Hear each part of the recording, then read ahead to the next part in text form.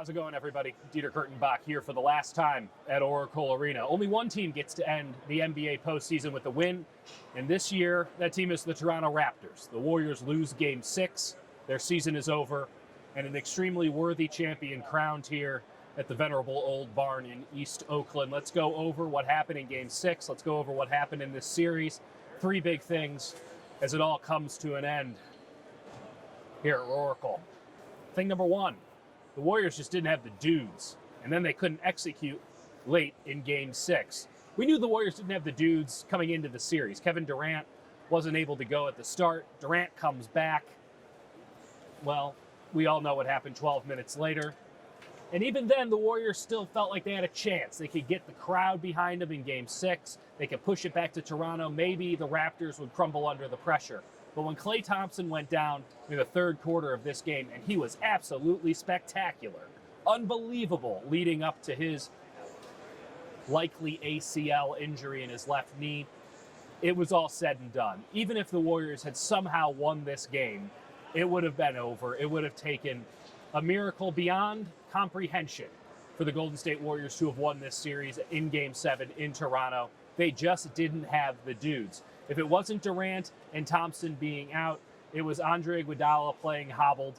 It was DeMarcus Cousins playing as a shell of his former self. It was Stephen Curry being triple, quadruple teamed.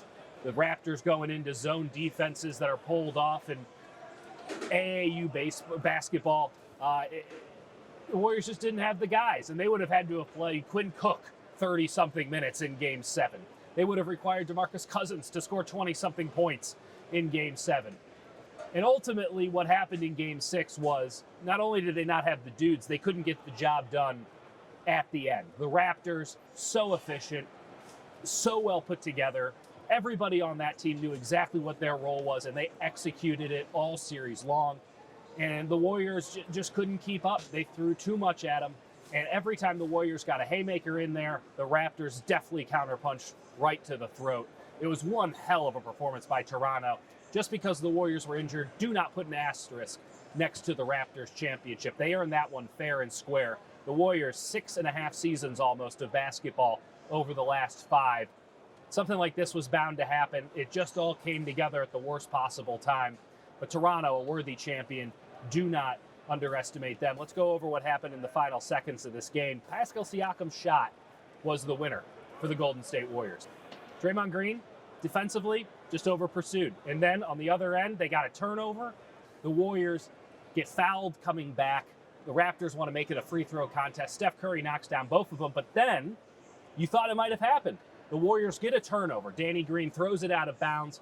The Warriors have a chance with just under 10 seconds to go to win the game. They're down by 1, and they got a wide open look for Stephen Curry from 3, and he just clanked it off the front back of the rim. He can't complain about the opportunity. The ball is loose. The Raptors, who seem to get every rebound in this game, especially in the big moments, do not come up with it. But the ball is at midcourt. Everyone's flopping around for it. Draymond Green finally gets it. Instinctively, he calls timeout. The Warriors do not have a timeout. That's a technical foul. And Toronto gets the ball. A free throw first, then the ball. 0.9 seconds left. It was over. Frankly, had he not called the timeout, the clock would have ran out anyway. The shot was the end of it for the Warriors. Steph Curry just crestfallen in his locker, as you would expect, talking to his brother-in-law, Damian Lee. Something happened in the shower. You heard a big crash when he finally went in there. This one's going to sting for a long time. Steph Curry has now had 2 shots to win the NBA championship, and he's missed both of them. And that's just something that he's going to have to live with. He's one of the great players of all time, but that is on his record. And frankly, we don't know if he'll ever get a chance to rectify it, even once. Warriors don't get the job done in the clutch in Game 6, and frankly, it's probably for the best. Number 2, let's talk about heart, because as much as the Warriors lost this game, they really won it in so many ways. If you don't come away from this contest respecting the championship medal, the steely resolve of the Golden State Warriors, you don't understand what it takes to win in life, in basketball, in anything. Because this team should have folded up the tent countless times. And this isn't hyperbole. This isn't me building them up to be something they're not.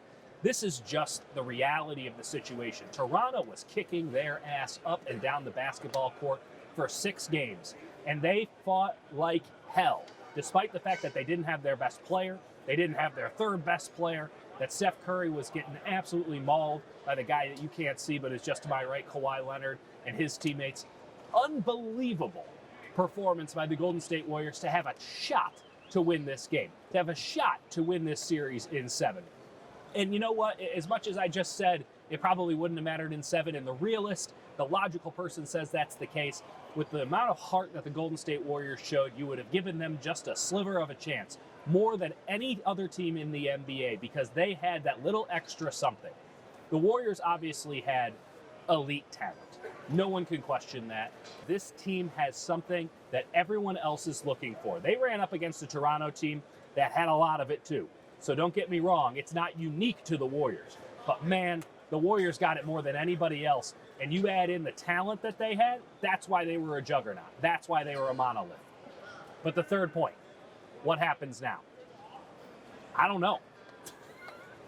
No one knows. Joe Lacob didn't know. Bob Myers doesn't know. Kevin Durant's probably still sitting in a hospital bed in New York. Klay Thompson, if he's not already there, is on his way to the hospital. And who knows what happened with that knee. You better hope it's a sprain. Everyone's hoping it's a sprain. Because if it's an ACL, we're not going to see Klay Thompson on the court for a very long time, too. Kevin Durant's out for the full year. Klay Thompson could be right up on that. DeMarcus Cousins is a free agent this summer. He's probably not coming back, but he heads into free agency an injured player as well. He blew out his quad early in these playoffs, and he fought like hell to get back and play and give the Warriors a little something in this series that they needed. He came through big in this series. The Warriors had a chance because of DeMarcus Cousins. Steph Curry's coming back. Draymond Green's coming back. And Draymond Green promised that this team's staying together. But we just don't know. And if they do stay together, we don't know who the hell's going to be on the court when the Chase Center opens in San Francisco at the beginning of next year. Kevin Durant, whether he stays or goes, he's not playing in the next campaign. Klay Thompson, again, could be very close to that. And who they put around Steph Curry and Draymond Green, the two guys that we do know are coming back, that's going to be a big, big question heading into this offseason. The Warriors are cash-strapped. They're obviously making money hand over fist, but the salary cap says that they can't bring in another big name unless that big name wants to do what Cousins did and sign for way less money than he probably deserves on the open market. The Warriors are still going to be one of the best teams in the NBA next year. They're just not going to be the best team in the NBA next year, even if everything goes perfectly right.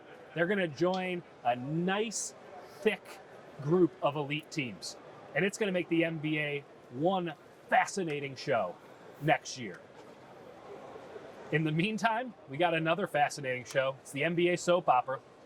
It's going to be peculiar, to say the least. You thought you knew what was coming a few weeks ago. Everything has changed over the last 72 hours when it comes to that show.